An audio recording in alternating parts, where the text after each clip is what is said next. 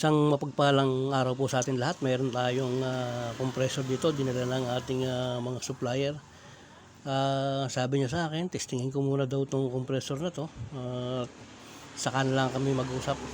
So ang tatak po ng compressor na ito ay isang Panasonic.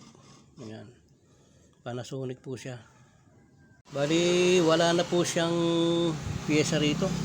Wala na yung kanyang mga relay. Ayan. Tinanggal daw pati yung takip.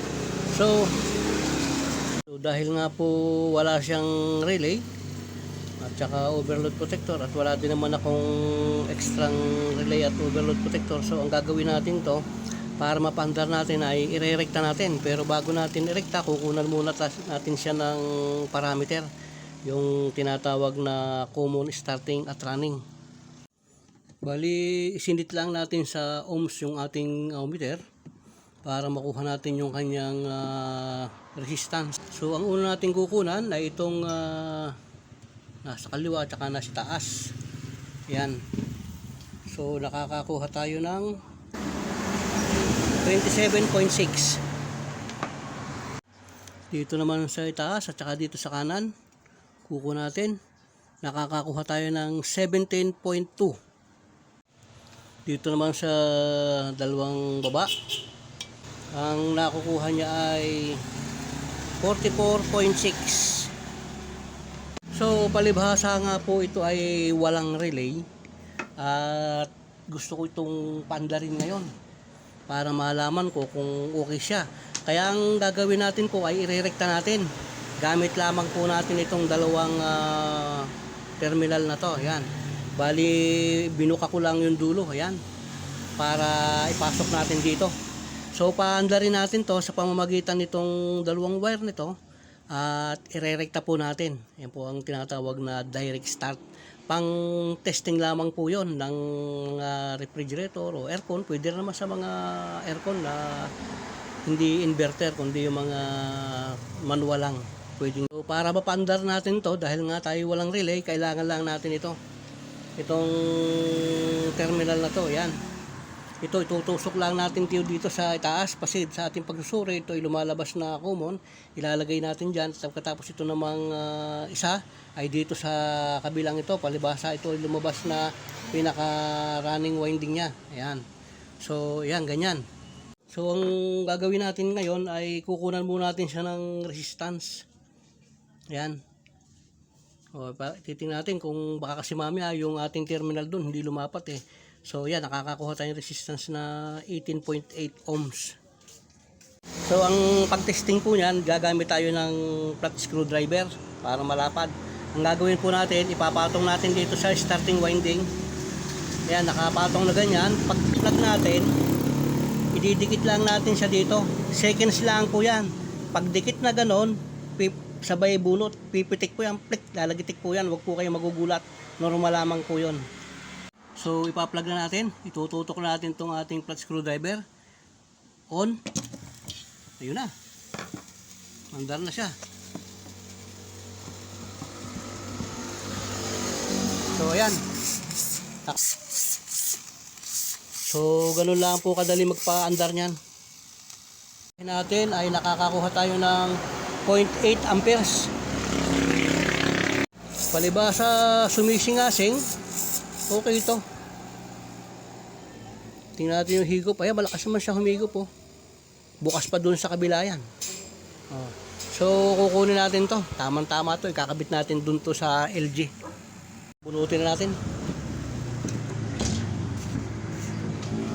So mag-change oil po tayo. Gamit yung ating direct. Ito po yung tinatawag na direct change oil.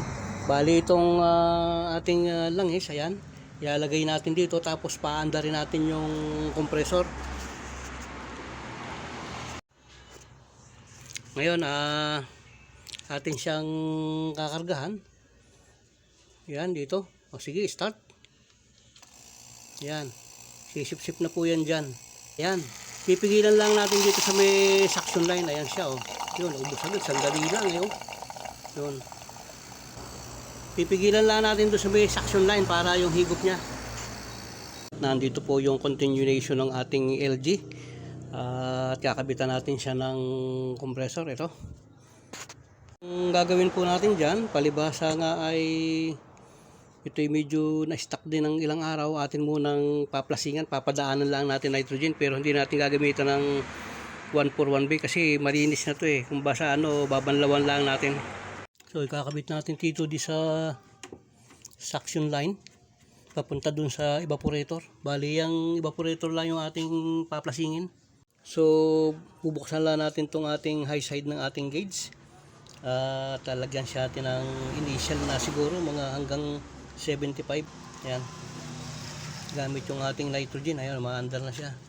So abangan lang natin dito yung kanyang pressure. Yan, sumising-asing siya. Ibig sabihin, okay. Wala naman nalabas na dumi. Ayan, oh. Hintayin lang natin maubos yung pressure niya. So malinis naman. So kakabit na natin yung ating compressor.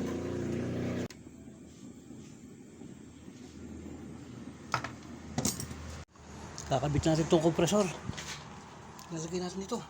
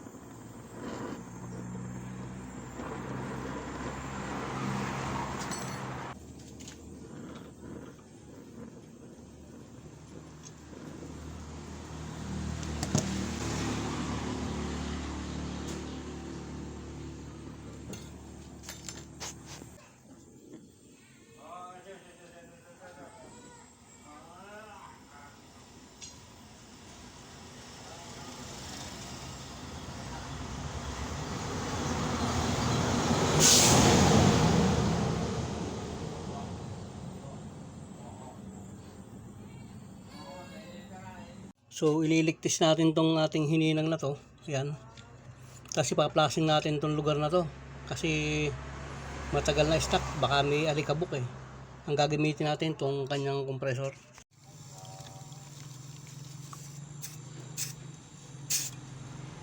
Natin.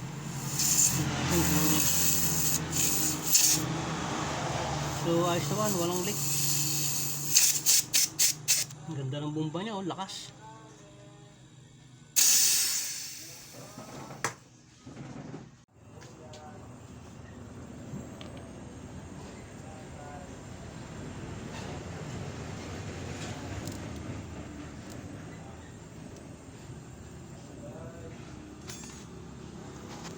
Dire-diretso po hinang natin kasi wala tayong ginalagay na flow dyan.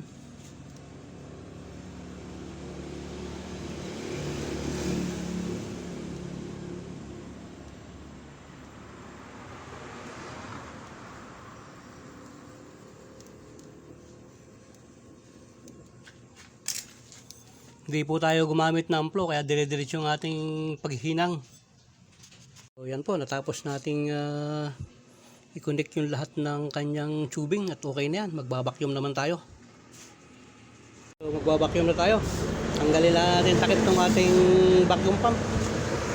So itong connection ng suction line, ilagay natin dito sa charging line natin. Yan. Hihigpitan lang natin mabuti.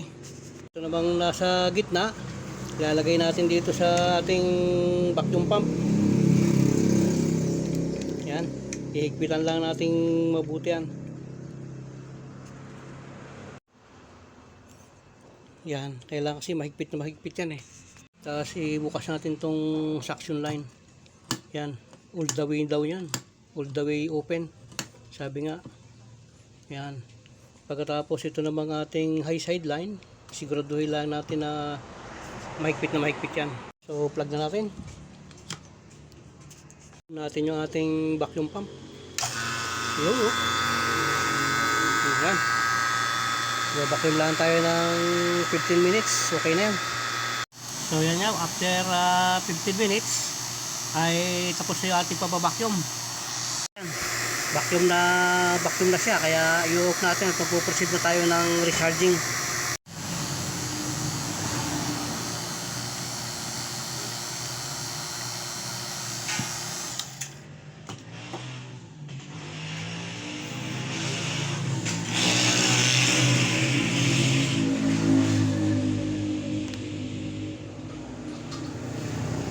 Hintayin lang natin ng 3 minutes bago natin kargahan. So yan nga po, kakargahan na natin siya. After ng 3 minutes na hindi nagbago yung kanyang pressure, hindi siya bumalik, hindi siya nagkaroon man lang ng kahit konting pressure. So kakargahan natin. So yan, pagkatapos natin mag-purging, ayan na, kikargahan na natin siya. Tingnan natin. Yun. So okay na, nagkaroon tayo ng initial na 40.2. Ito po yung ginagamit nating Freon Sulfron refrigerant. Yan, 134A. Bali, nakatemporary lang muna yung ating wiring, hindi pa natin naiaayos. So kargahan na natin. I-plug natin. Yun. So yan, makakarga na siya. Tahimik yung ating compressor.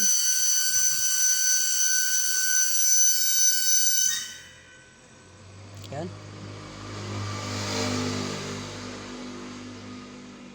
Initialan lang natin to ng gis.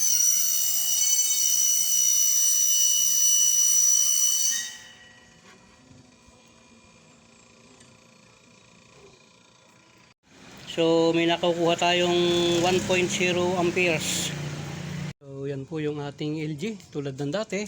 Sasabitan natin siya ng temperature reading sa loob para makita natin kung maganda yung kanyang lamig. So ayan, lamig na. O ayan, oh. Ang ganda ng talas ng lamig niya. So pabantayan natin. At yan ang ating temperature. Titingnan natin kung hanggang saan ang kaya niyang abuting lamig. So, dahil nga po sa malamig na sa loob, so nakakakuha tayo ngayon ng 0.9 amperes. So yan na po yung ating ginawang project. Titingnan natin yung kanyang status ng kanyang lamig, kung siya ay nagbuo ng yelo at ilang temperature yung nakukuha niya. So buksan natin. So ayun, yelo. So nakakakuha tayo ng negative 12. Ayan. Yan ang yelo. Ito naman yung ating hininang. Ayan.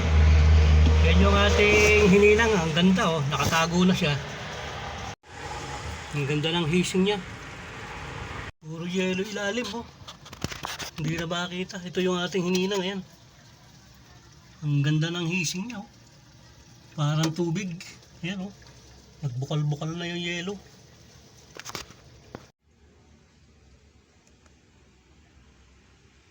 So yan po, natapos na natin yung ating project. Ayan, naka-kompleto na siya.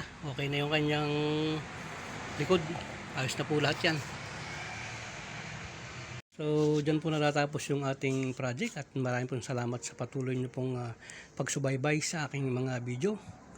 Nawa po ay patuloy nyo akong samahan sa aking mga susunod pang i-upload.